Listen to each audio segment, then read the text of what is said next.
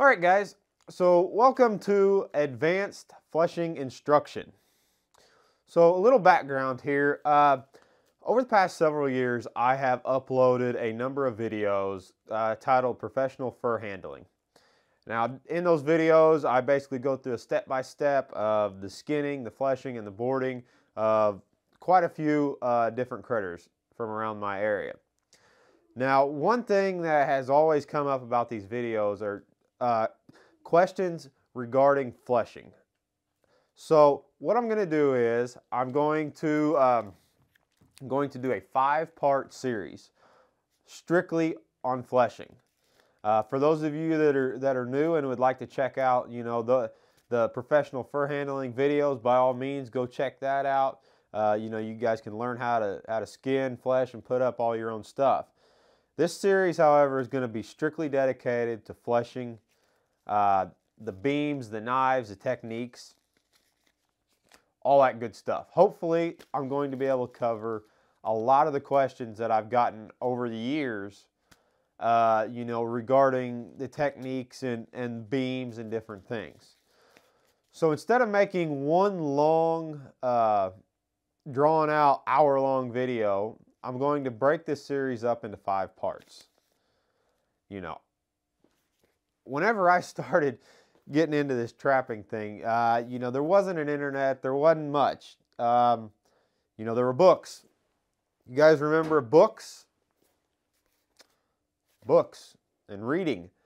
This is right here this is my very first fleshing beam. And this is my very first fleshing knife. I made this knife whenever I was like 14. It's a piece of 1/4-inch steel that I put handles on, so to where we've come, whenever I started, I mean, this is my first fleshing beam. It's literally a pine tree that I cut down. But anyway, where we've got today with PVC beams and quality stainless steel knives and everything else, hopefully this series will shorten the learning curve, because back then, this is what I did. Whenever I was in grade school, I went to the library and I checked out this book, Back to the Basics. And, I'll tell you what, guys, if you've never read through this book, it's got a lot of valuable information on it. But that's what I did. I checked the book out and I read. I learned, I tanned my first critters using the recipes in this book. I built my first fleshing beam, fleshing knife, everything. And eventually, once I got out of grade school, I had to buy my own book. So I bought my own copy of Back to the Basics and, learn from there. It's the reason I started this channel, was to help others learn. So hopefully this series will give you guys some guidance for those of you who need it. So this video here is strictly an introduction video to the series. I wanted to basically explain to you guys what I'm going to break this series down in, and hopefully if there's stuff in here that I did not mention, hopefully you guys in the comments share with me what else you would like to see.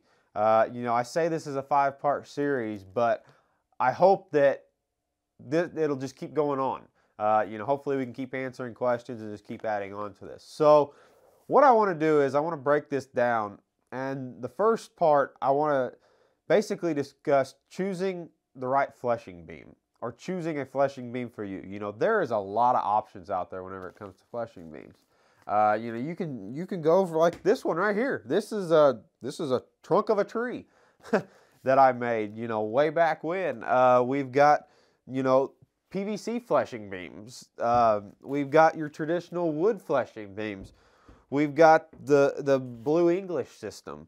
There's even guys out there that are using pressure washers and stuff. So we're gonna focus on that in part 1, choosing the right beam. Part 2, we're going to discuss fleshing knives, the variations in them, the different styles, everything else. We're gonna basically choosing the fleshing knife for you. Part 3 is what I feel is the most important part of this entire series. Part 3, we're going to discuss matching the beam to your knife. Now this is where I feel a lot of people struggle. You know, you can spend hundreds of dollars on a knife. You can get the best beam in the world, but if those two don't match up, you will never be speedy, efficient with your fleshing. So matching the beam to your knife is going to be part 3, and that's really a big one. In part 4, I'm going to discuss fleshing techniques. Now, over the years, I've put up the fur handling series, and the number one question that I get whenever on the fleshing videos is, at what angle do you hold the knife? And I realize from watching the videos that it's sometimes hard to tell. So in part 4 with the fleshing techniques, I'm going to discuss clamping options for pelts, different angles for the knife. I really want to focus on, I've got 2 cameras now, so I can get 2 angles, and I really want to focus on angles in which to hold the knife, whether you're using the sharp side or the dull side. I want to discuss sharpening, fleshing knives, different things like that. All that will be covered in the fleshing techniques section. And finally, the last section, part 5. So a couple years ago, or 3 years ago, a while back, I posted a video of my current fleshing setup, which is the PVC fleshing beam that you guys see me use in all my videos. Now, I made a video of that, and I explained that I used 10-inch PVC pipe to make the beam because it fit my knife.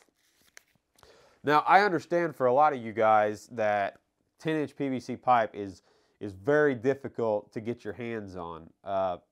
So what I want to do is, because I think there are a lot of benefits to using the PVC beam over the wood beam.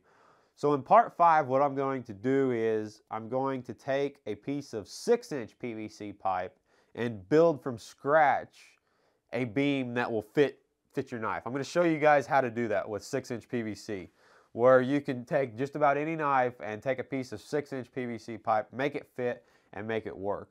And hopefully, for the majority of you guys that's out there, you can get your hands on a piece of 6-inch PVC, a lot easier than you can the 10-inch.